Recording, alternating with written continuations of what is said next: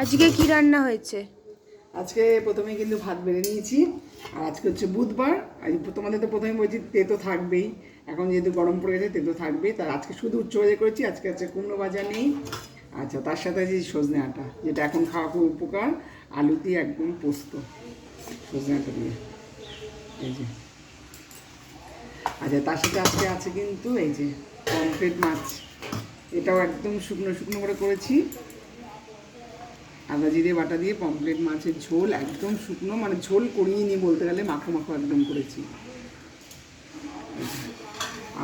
আর আছে এই যে, এটা একটু প্লেটে বেড়ে নিই।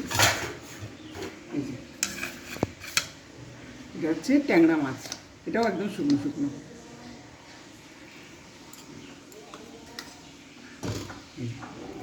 এই হচ্ছে আমার দুপুরের আজকের আয়োজন। কেমন লাগলো অবশ্যই জানাবে। এরকম মাছ ভাজা, সজনে তার দিয়ে পোস্ত।